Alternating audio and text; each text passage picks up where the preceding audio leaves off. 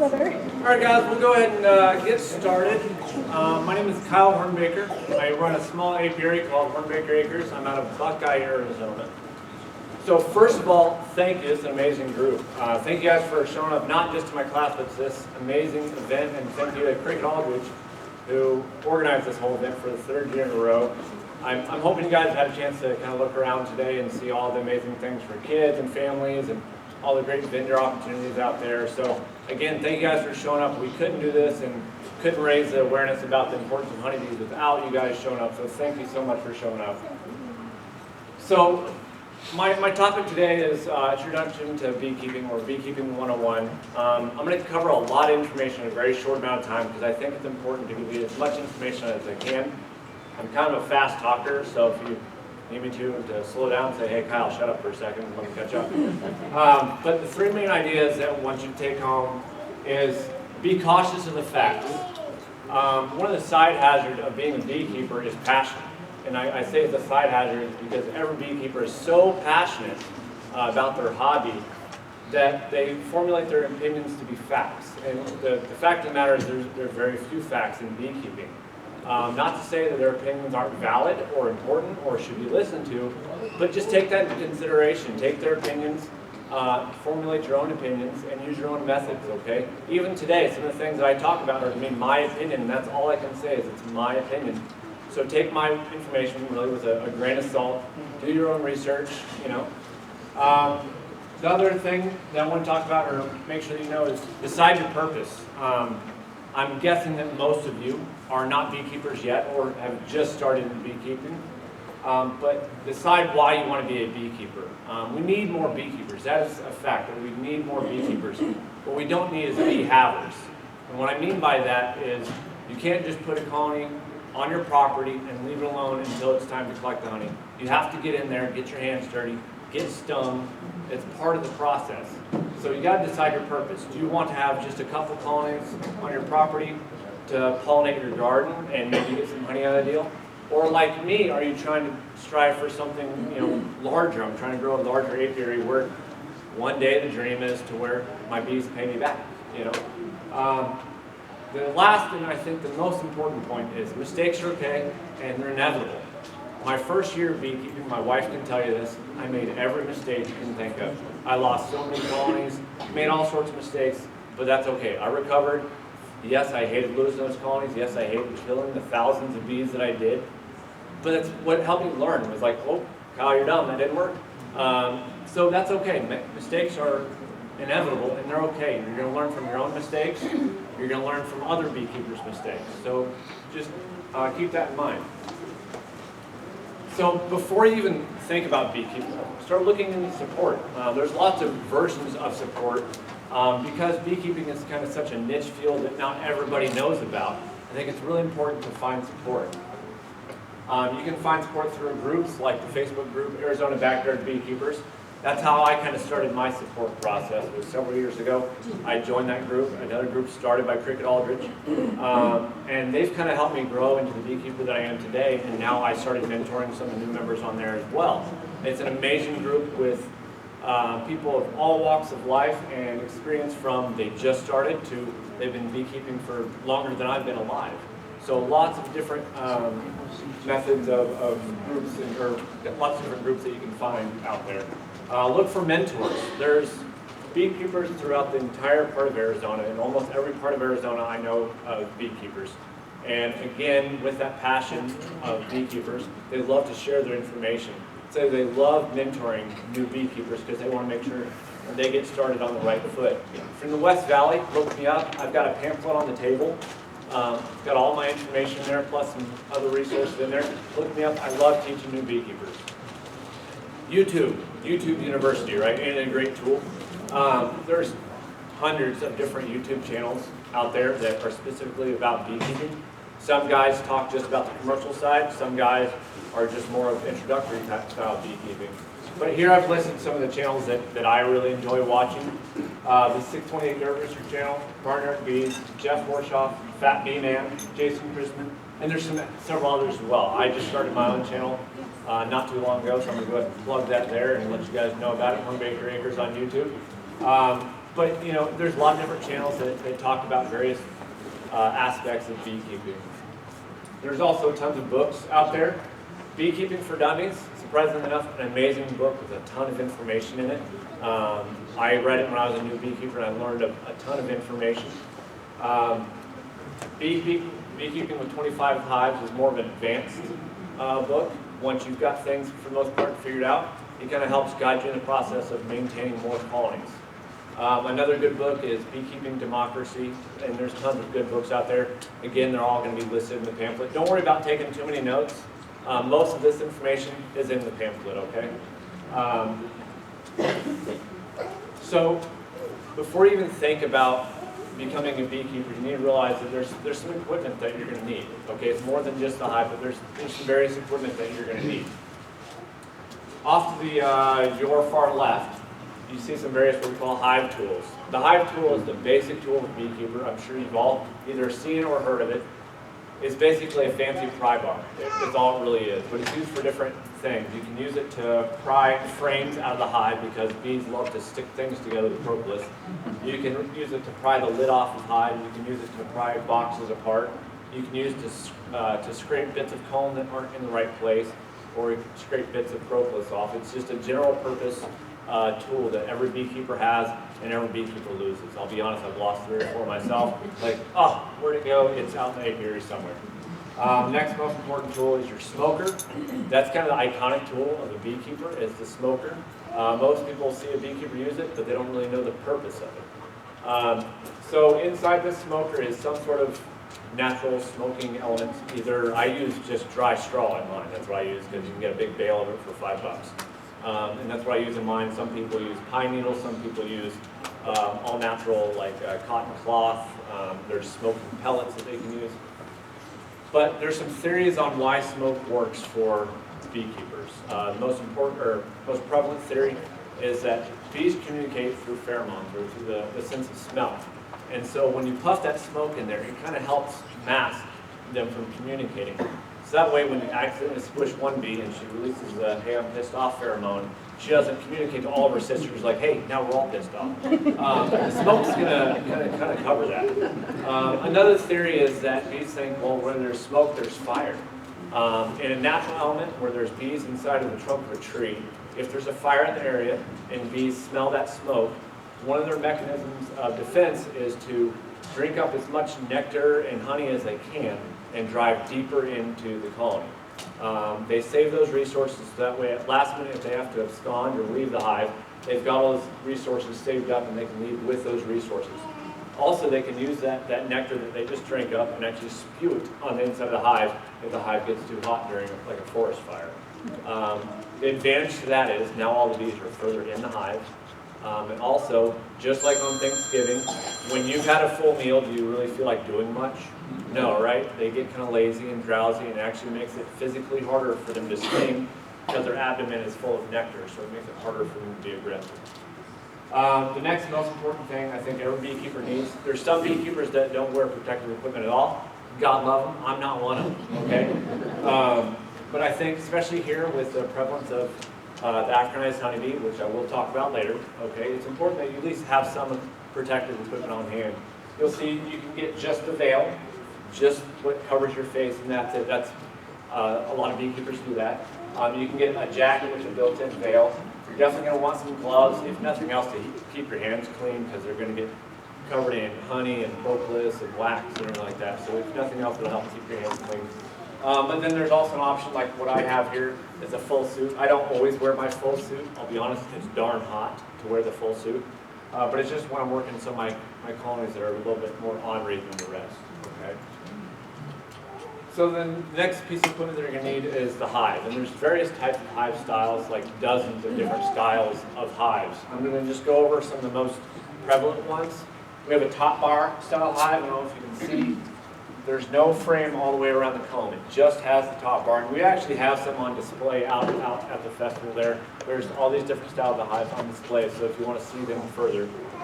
We have a horizontal hive, which mostly mimics like a tree log that's fallen over. They kind of build their colony that way. But the most prevalent, most popular style of hive that most beekeepers use is what we call the Langstroth hive. And that's what I suggest for new beekeepers. For one, the equipment is easy to find. It's all the same size. All the components are really super easy to find on lots of various websites. For two, I think it's better for beginners just because it's easier to work, in my opinion. So this is the inner workings of a typical Langstroth hive. And again, this is all covered in the pamphlet. I've actually got this exact photo in the pamphlet. But I'm going to go over some of the components of a Langstroth hive. So first start off with your hive stand, which is just like it sounds like. It's just the stand that the hive sets on to keep it up off the ground. So that way water doesn't get up there when it rains and stuff like that. Next we have a bottom board that can be either screened or not screened. And I'm going to pause for a second and let you know, some of this information I'm going to go over is going to go right over your head. But once you start learning more, you're like, oh, I remember he was talking about that. So hopefully, as you do your own research, you'll learn more with it. But the bottom board just makes up the exact bottom board of the hive. It's what covers the bottom of the hive, and then the entrance ends up being right above the bottom board, okay? Next, we have what we call a standard brood box. It's just the box because it's the size of the box is larger. It's what we call the brood box, where the queen raised out all the babies, basically, right? She lays all the eggs, and all the workers raise out the babies down in there. Inside, we have these frames that are removable, and that's where they build the comb, is inside those frames. This is what we call a queen excluder. What that does is it prevents the queen from going above it. Okay? What that means is the queen can only stay down in this box. Anything above the queen excluder, she can't get to, which means it's all going to be honey. There's not going to be any baby bees or brood up there. Okay? We have a medium and a shallow style super. Those are different sizes, basically, based off of height. And we call honey supers just the boxes that it's just honey. We call that a honey super. And then we have an inner cover and outer cover that just makes up the top, basically. And there's different styles of each of these types of equipment, but that's just the most common method. Some other equipment that I think is important to discuss. Right here is what we call a 5-frame nuke. All it is it's a miniature colony, meaning that it holds 5 frames. That's actually how you can order some of your bees, as a miniature colony, basically. But I think it's important that you have some of these nuke boxes on hand. For one, you never know when you're going to see a swarm, and you're going to have something to put it in. This nuke box is completely self-containing. It's got a lid, bottom, entrance, all the frames in it. So it's ready to go for a swarm. And it's easy enough to take that box, put it underneath the swarm, hit the tree branch or whatever, and now you have yourself a new colony. But also, as your beekeeping adventure goes on, your colonies are going to start to grow and grow and grow, and eventually those colonies are going to want to swarm because they've gotten too big. You go in your colony one day and realize you see the signs that they're getting ready to swarm. You got to do something about it so you don't lose your colony, right? So you don't lose that good queen. You can take part of the colony and put it into that nuke and let that nuke raise out a new queen, or let the old colony raise out a new queen by putting the queen in that one. And by that, you've taken resources away from the large colony and kind of stopped that urge to swarm. Yes? So when you have a hive that's ready to separate, will the new separation technique, how far away will they normally go away from the existing colony? The existing colony? It could be miles. So they get far enough away that it's not going to be an issue, and they're not competing for something. That is never, like my colonies are touching. I have 10 hives total, and I have some hives that are literally touching next to each other. So as far as close proximity, you never have to worry about like competing for food necessarily. They'll figure it out, kind of thing. This is what we call just a bee brush. It's kind of exactly what it sounds. It's used to brush bees off of, whether it be frames of honeycomb. If you want to take just one frame of honeycomb, you can use that to gently brush the bees away. Or if the bees are piled up on top of the hive as you're trying to put the lid on, you can kind of use the brush to brush the bees back into. This is a frame grip. Once your frames are in the box and they start to fill them out with comb and they're covered in propolis, sometimes these first edge frames are hard to get out, hard to get your fingers down there to pull that first frame out. So this frame grip literally just grips the top of the frame and helps you remove at least that first frame from the box to give yourself some room to work with.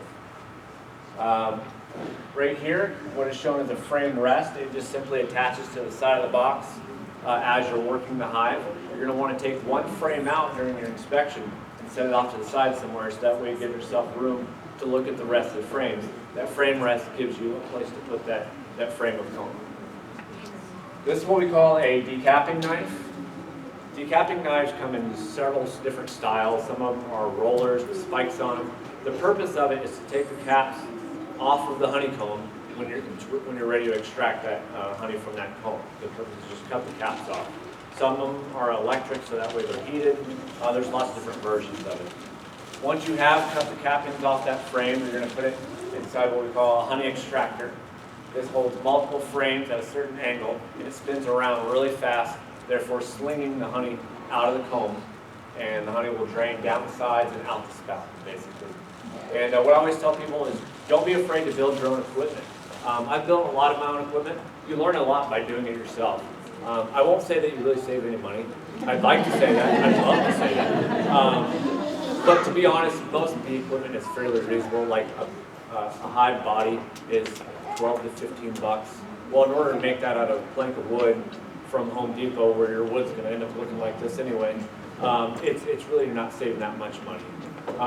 But with like a nuke box, things like that, there's a lot of equipment. I even made my own honey extractor, and I ended up actually saving some money by doing that. There's a lot of equipment that you can make your own, and you learn a lot about it in the process. All I caution you is, don't try and reinvent the wheel. The sizes of the boxes are that size for a reason. We worry about what we call bee space. And all that means is a gap larger than a bee, they might fill with comb. They're going to use a gap that's the size of a bee for travel ways. Anything smaller, they're going to fill in with propolis. Anything larger, they're going to fill in with comb. So we have this equipment, very certain sizes for a very certain reason. Let the genius people from 100 years ago keep their dimensions right, okay?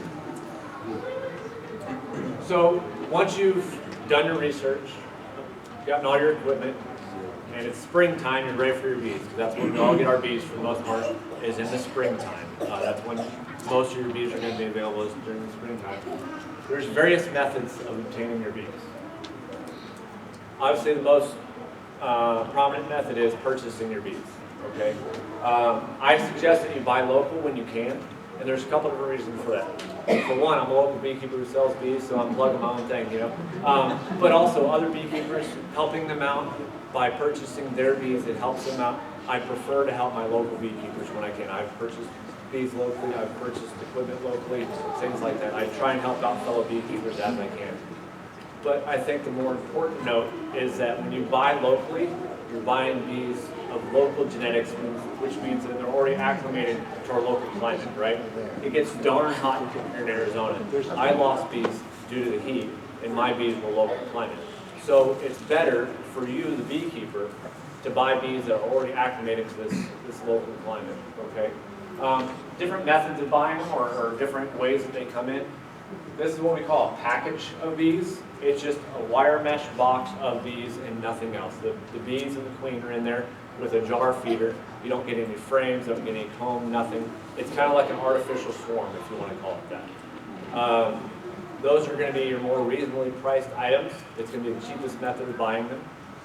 The only issue with that is that, especially as a new beekeeper with equipment that hasn't been used by bees yet, and they're not used to that equipment yet, it's going to be a challenge to keep those bees in that box sometimes. I know a lot of beekeepers, they're very excited to get their first couple packages of bees just to have those bees swarm out a week later because they didn't like to do it. You know? So it's definitely a challenge. What I always suggest to people, at least get what we call a nuke, kind of like I talked about before, a nucleus colony. It's got a laying queen in there, full frames of comb, and all the stages of brood, all the different, eggs, larvae, and capped brood. Plus, it's got some food sources in there. It's literally a miniature colony already ready to go and ready to be put in your full-size equipment. I haven't heard of anybody, I'm sure it's happened, but I've never heard of anybody that's placed a nuke and had that nuke swarm out. They just don't really do that because they've already got their factory going, if you want to call it that. The other method is probably the most expensive method, is what we just call a starter colony. It's a full-fledged colony, just like the nuke is, but it's a full 10 frames, okay? This colony is now ready for a second box, basically. It's going to be your more expensive method, but sometimes you'll end up saving money in the long run because they will sell the actual equipment that it's coming in cheaper than what you can get it for at the store, okay? The next method of obtaining your bees is you can capture them. Contact your local fire department, because anybody who's ever had a bee issue, you probably called the fire department thinking that they can help. The fire department's not going to help. Unless those bees are attacking somebody, the fire department won't do anything about it. So most fire departments will keep a list of beekeepers who've called in like, hey, I'm a beekeeper, I'm looking for bees. They'll keep a list of beekeepers' phone numbers, so that way when they get a call, like I've got a swarm of bees in my tree, they've got somebody to turn to, like, hey, call this beekeeper in your area, and you can come get the bees that way. So you can do swarms that way. Also, with getting a mentor, try and find a mentor that does bee removals, because then maybe you can kill two birds, one stone kind of thing. You can go to a removal with them and work a deal with them to keep the bees yourself. Not only are you learning the removal process and learning a lot of things about bees with first-hand knowledge, but then you get a good starter colony to begin with. So, like I talked about at the very beginning, is know your purpose, right? Part of being a beekeeper is hard work. You're going to have to get into your colony, look at it frame by frame pretty regularly. My thought is every 2 to 3 weeks. That's my opinion on how often you should do inspections. Other beekeepers have varying opinions on it. And at least during the summer, you're going to want to check every 2 to 3 weeks. During the winter time, you can wait longer because they're kind of shutting down during the winter. They're just kind of dormant during the winter for the most part, so you don't have to worry about as many things during the winter time. But during the summer, definitely you're going to want to look through them frame by frame to see how they're doing. For one, that's how you learn. That's the only way that you're truly going to learn about being a beekeeper is to get into your colonies and look at them, watch their behavior, see how things are going. Some of the things that you're going to look for, you're going to look for the queen or signs of the queen. What I mean by signs of the queen is eggs, basically. Look for eggs. An egg hatches out after 3 days, so you know if you have eggs in there, the queen has been in there within the last 3 days. I will tell you, your first couple inspections, you're probably not going to see the queen. It takes some practice on spotting that queen, okay? It just, the way she walks, the way she moves, the way the bees move around her, her size, everything, it takes time and practice to learn what to look for with the queen, okay? You're going to look for queen cells. Queen cells are basically the colony is trying to raise out a new queen. For one reason or another, they're trying to raise out a new queen. Now, it could be that colony has grown so much that they've decided to split off and swarm, and so they're preparing by starting a new queen. It could mean there's something wrong with that queen. Either she's old, or she wasn't mated properly, or she got injured, or she's sick, or something happened, and they decided they're just going to replace the queen. So you're going to want to keep your eye out for queen cells. Once you learn more, go ahead. Do the queens that are born out of that brood, do they tend to, if they swarm or they leave, do they tend to exhibit the same behaviors as the hive they came from? Yes and no. So keep in mind, when a new queen once she emerges, after she's ready, she'll go out on her mating flights. Okay? You don't know what she's mating with. So she's going to mate with 12 to 15, sometimes up to 20 different drones from other hives. That means all those genetics are coming back to your hive. So the queen is from your previous hive, but the drones that she mated with are from all these different hives, right? Which means that the workers that queen produces are going to also have traits from all those other hives that queen mated with, basically. Does that make sense? Mm-hmm. But she might not return. She might not return at all. Exactly, yeah. There's a lot of prey out there, and the queen isn't the most graceful flying bee, okay? She's large. Her wings aren't very big compared to her big old booty, right? Plus, she's never really flown before. The only way she gets exercise is before she's ready to go out on her mating flight. The worker bees will literally chase her around and bite at her to get her to run around the comb to exercise. She said, hey, fat lady, you need to exercise. You got to go out there and fly. So that's the only way that she gets exercise. She has no practice really flying other than maybe a few introductory flights outside of her hive. So she may not come back. She may get eaten by a bird, hit by a car, or just get lost and end up going in the wrong hive and getting killed by those worker bees. Like, hey, you don't belong here. So that's one challenge. So you want to keep an eye out for those queen cells. Once you start to learn more about beekeeping, you'll know how to tell what type of queen cell it is, whether it's a swarm cell or if it's a supersedure cell where they're just replacing the queen because the old queen isn't good enough. You'll know that. You'll also know what to do at that point. Other things you're going to look for is food stores. You're going to look for nectar and honey and pollen to see how much they have. And you may have to take resources from other hives to give them other resources. Some colonies store away a ton of honey. Like I've got one colony that just is packed full of honey right now. I'm trying to get them to eat more of it. And then I've got some colonies that are kind of struggling, so I'm robbing resources from one hive to another. Then you're also going to look for signs of disease or pests. I'm going to go over pests here in a second. There's lots of various diseases. Diseases are a lengthy topic on its own, so I'm not going to bore you too much with that. But as you learn more and do your own research, you'll start learning about some of the diseases and pests that beekeepers face and are challenged with. The other thing you're going to look at is just the overall condition. How clean are they? You're going to clean up like what we call burr comb, which is chunks of comb that are in the wrong location, either attached to the side of the box or way off the face of the frame. You'll take care of that. You'll look at the numbers to see how strong this colony is, to see how they're moving around. You're just going to look at the overall condition for one, again, just to learn if nothing else. Okay. So I want to go quickly over some of the most common breeds of honeybees that are most beekeepers use. Probably the most popular is the Italian. That's because they're gentle, good honey producers. They're great for beginners, but they're not the best in colder climates. They do great here in the valley, but if you live in the North Valley, well, first of all, thank you for driving all the way down if you live in the North Valley. But if you do live in the North Valley, Italians may not be the best bee for you because they're not that great in colder climates. And cut it off. These are Russians. They're also very gentle, but they're more ideal for colder climates. They do really well in colder climates. They're okay honey producers, not the best honey producers. Then we have the Cordovan. It's got a red tint to it. They're pretty good honey producers. They're also pretty gentle. Now the Africanized honeybee. Like I said at the very beginning, opinions vary a lot between beekeepers. We get in arguments all the time about different methods. I'm one of the crazy beekeepers that I like Africanized honeybee for a purpose though. Not for everybody. I think most people should not maintain an Africanized colony. I've got a few way out in the middle of nowhere.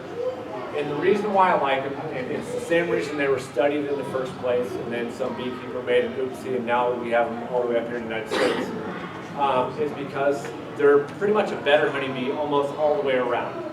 They're faster builders, they produce more honey, they're very hygienic, they take care of pests and diseases. The problem is, as you all know, extremely aggressive. They also swarm more readily than other colonies because they build up so fast. So they can be extremely aggressive. Now I'll say that almost every wild hive in Arizona is at least partially Africanized at this point, at least in the valley. Almost every wild hive in Arizona is at least partially Africanized at this point. That doesn't always mean that they're going to be aggressive. I've got one feral colony that is no more aggressive than my Italians, and I've got some Italians that are actually more aggressive than that. But then I've got one feral colony that they're not a lot of fun to work, I'll say that much. But I really appreciate them because they're my strongest colony. They've always done the best, okay? But it's one of those that I've got to keep them way out in the middle of the desert where I know nobody's going to be around. And then I've got a long walk back to the truck, and I've probably got the windows down on the way back home in the truck because I've got hundreds of bees going along the ride with me, okay? So like I talked about, there's some pests that you should be aware of as a new beekeeper. The three most common pests are the varroa destructor, or the varroa mite, wax moths, and small hive beetles.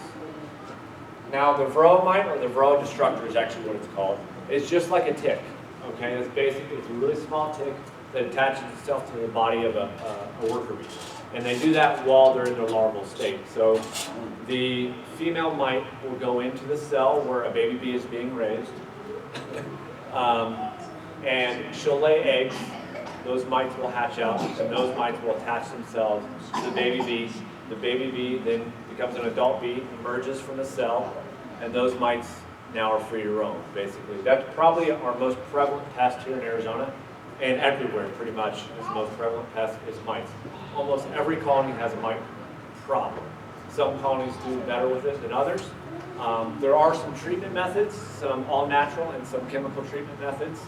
That's also a hot topic amongst beekeepers on whether or not to treat your colonies. I'll leave you your own devices on that. Do your own research, formulate your own opinion on whether or not you want to treat for mites. Now, wax moths, just like any other kind of moth, they will destroy a lot of things, just like moths in your clothing, right? Only they're going to destroy the comb. They're going to eat away the comb, build their cocoons where they're going to raise out their babies, and kind of make a mess of the colony. Now, if your colony is strong, has a lot of bees and not a lot of empty comb, basically, they'll take care of the moths themselves.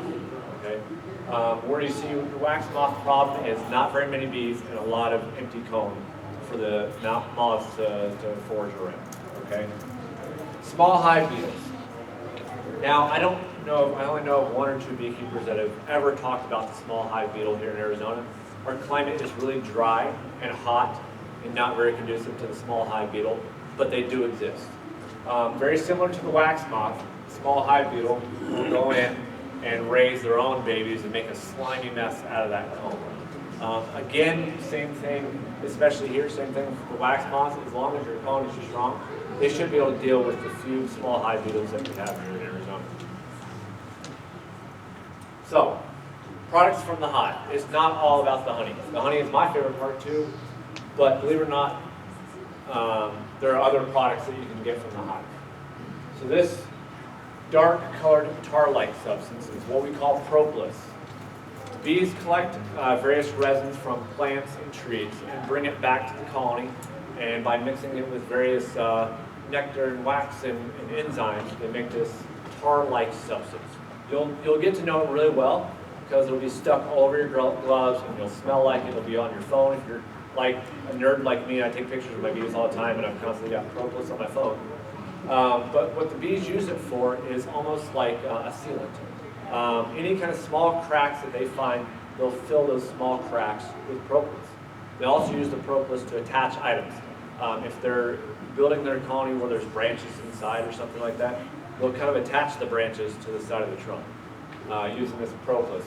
It's also antibacterial, antifungal, antimicrobial, so they coat the entire inside of the hive as a natural treatment to kind of prevent disease inside the hive. That's where we as beekeepers come in and kind of rob them like we have been doing for centuries.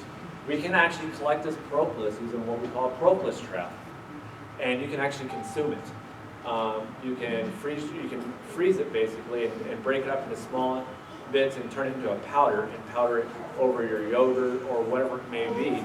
It doesn't taste the greatest, but it's got amazing nutrients, and like I said, antifungal, antimicrobial, antibacterial. It's just amazing. You can also take it and dissolve it in some alcohol and make like a tincture out of it for an all-natural cut and burn treatment. Okay. Other things that we can collect is pollen. When bees go out, they collect pollen. Pollen is the protein source for bees, right? And they'll collect it on their pollen baskets on their legs. Well, beekeepers, because again, we try and steal all their stuff, will put traps on the front of the hives, or there's different various styles of traps. But the bees are forced to go through these traps, and some of the pollen is scraped off their legs and captured in these trays. Beekeepers then can consume them. It's packed full of vitamins and minerals, but it's also what you're allergic to. If you have seasonal allergies, you're allergic to the pollen, basically, right? And so by consuming it, you're helping your body build up natural tolerance to whatever you might be allergic to. So the last thing I want to talk about is wax. And honestly, probably the most important product from the hive, believe it or not, because it's used probably the most in the industry, okay, is wax, because it's used in everything: lotions, soap, hair products, face products, body products, all natural wood sealers, food sealers, all sorts of different products that wax is used for. Yes? Question about the wax. Yes? So when you extract the honey from your frame, Yes. you're left with the comb. Right. Do you just take it off and collect it, or do you give it back to the bees? Right, so if you have an extractor where you're just extracting the honey from the comb, the reason you're doing that is so that way you save the comb, because it takes them so much time and effort to build that comb up, right? But you're still left with the cappings. You cut the cappings off and drain the excess honey off the cappings, and so you're still left with wax from the cappings, but you'll give the frame of comb, drawn out comb that's now empty, back to the bees, basically. There's another method for collecting honey where we call it the crush and strain method, where basically you don't have to cut the caps off, You just cut out the entire chunk of honeycomb, crush it up real good with like potato masher or something like that, and strain it through a really fine strainer, and then you're left with a whole bunch of wax, and it's separated from the honeycomb. Do you think it weakens them to make them start from scratch? I don't think it weakens them. It'll just take away from your honey product, basically, because it takes a lot of honey to produce that wax. So the more wax you can give back to them, the less time that they have to spend building this wax and building this comb, the more time they can spend on storing honey. Okay. So, any further questions on that? I know I covered a lot. I talked really fast, and I'm sorry for that. But yes, go ahead. To do your inspections, you have to probably take apart all the levels. Yeah, you take every frame out of every box. Take boxes off. Yes. So how heavy are those top two levels that are full of honey? So, yeah, it depends on the size of the box, honestly. We have deeps, mediums, and shallows. But a deep box can be every bit of 80 pounds if it's completely full of honey. They can be really heavy. I use mediums, so probably 40, 50 pounds at most on mine if they're completely packed full of honey. So they can be really, really heavy. For some beekeepers, they're wanting to be beekeepers, they're worried about that because like me, I've got back issues too. One method is you put an empty box in the ground and you take one frame in the box, one frame in the box, or put that empty box in a wheelbarrow or whatever. So you don't necessarily have to lift the whole box at one time. You can lift one frame of it at a time if you're just collecting the honey. But those other boxes aren't going to be near as heavy because they're going to have brood in it as well, and they're not just completely packed full of honey. Good question. Any other question? Like I said, I can. Yes, sir. Are there any precautions we should take for extreme temperatures, like the occasional freeze or when it's 120? So the cold time temperatures, as long as your bees have enough food stores before winter hits, like right now we're going into our winter, I'm checking, making sure all my bees have enough food stores for the winter. The bees, for the most part in this area, don't have an issue in the winter. We just don't get cold enough to really worry about it as long as we have enough food in the colony. Now with the heat, this past summer, lost 15 of my hives due to the heat. They melted down. A lot of it was beekeeper error because of certain equipment that I used. I didn't get to them in time to help them out. One thing that you can do is prop the top open. Create a gap with a stick or a rock to allow the hot air in the hive to flow out of the top. That's one thing you can do. I didn't get to them fast enough, and they literally melted down. The wax got too weak, and it just melted down. Yes? So why don't you do something like that? If you want to create an anti-barrier like that, get something like, kind of like vortex material, hold the top, coat it, and that way, moisture can't go through, but then. So the inner and outer cover setup, Yeah. that kind of does that. It creates a false airspace, right? The inner and outer cover, it's got a cover that sits over the inner cover, kind of creates a false airspace, and it's supposed to allow more air to flow out. But any kind of insulation here, there's the 8 May hive. I've heard really good things about it. It's a whole setup. You'll have to look into it. It's a different style of insulated hive. But otherwise, insulating the hive or putting anything on the top, it's really hard. Just keeping them in the shade, making sure they have enough water, and a gap in the top really helps with that. Yes? What do you do to prevent American foul brood or European foul brood? Oh boy, keeping good genetics, keeping your apiary clean. That's one way to do it. But then just checking on it. And if you see any signs of that, just get it rid of it. And dysentery? That has to do with like a feeding issue more so. I mean, it can lead to a lot of different diseases, but most of your diseases are prevented by keeping a clean apiary and keeping a really good stock of bees and making sure they're healthy by making sure that they're fed properly. Yes, you're going to have to feed your bees at times, sugar syrup, basically. You're going to have to feed them. You're going to want to make sure that they've got enough food and water sources. And as long as they're healthy in that aspect and you keep the mite levels down, then everything else kind of works itself out for the most part. Yes, sir? How much does a basic starter colony cost? Are you talking about all equipment plus bees? Just the box. Just the box of bees? So like a package of bees, that really ranges depending on where you get it from. I've seen them as low as 60, I've seen them as high as 200 for just a package of bees with no frames. Same thing with the nukes. I've seen them for 120 all the way up to 340. Starter colonies up to 500. It all depends on who you get it from. I hate to give you kind of the yes answer, but that's just what it is. Yes. What is your opinion on the flow hive? So, I think it's an amazing piece of equipment. I love it for the fact that it brought so many people to the field, right? It really intrigued us as beekeepers. A lot of great design in it, really an ingenious piece of equipment. The only thing I don't like about it is people's opinion of what it means, right? People think that they can have the flow hive and they never have to go in their colony to collect the honey, right? That's completely false. You still have to go in there, look frame by frame to make sure the honey's ready, to check on your bees. But as far as the flow hive, it's great for one, you don't have to have an extractor now. You delete one whole other piece of equipment, which is nice. But it's also an ingenious method. Just know that it's not going to completely alleviate you from being an actual bee. Okay? Yes? I have a flow hive. I bought it like years ago from Australia. The problem is you basically have to force your bees to go up and use it. So if you use a medium brood box, they're going to use that super. But if you start using a deep frame brood box, chances are they're not going to use it that first year. So until they do use it, they don't want to use it. Until you get their smell on it and get them used to using it, they just don't want to use it. So just like she said, you have to keep them really jam-packed in there. A lot of bees, there's not a lot of room to get them to use it at first. Once they do use it, they get more used to it because they get their smell on it, the wax is on it, things like that. But because it is plastic equipment, bees don't like to build comb on plastic. It's just the way it is. You gotta force them to use it. But, yes? This is a real basic question, but for somebody starting, is one hive what you want? Do you want 2 hives? So you want at least 2 hives, in my opinion, in all my opinion. And I'm glad you brought that up. I meant to talk about it in the presentation.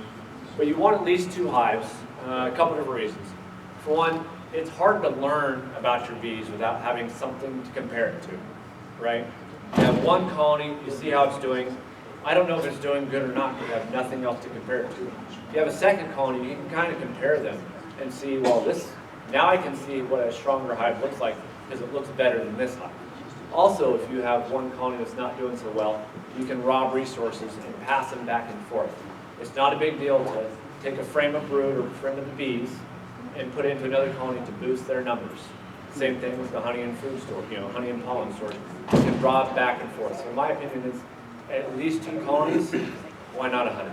Yes. Do you know of an easy resource here in the valley if we want to host that hive? I know that's kind of a trick it started where she Exactly. Yes. So my suggestion is to go through Arizona Backyard Beekeepers Facebook group. We get people on there all the time that are willing to host a hive. Because I do have people that I know that have property. They love bees. Not enough to actually do anything with them. But they want bees on their property to take care of their garden or just to host a hive. So if you go through the Arizona Backyard Beekeepers Facebook group, there's always beekeepers on there that are looking for property in their area. They may live in an area where they can't have as many colonies as they want in their small area. Yes? Is there anything contraindicating getting a fresh swarm? Somebody has one or a plant pot at their house? And No, that's how a lot of beekeepers But can you start. introduce it to your own bee yards? Yes.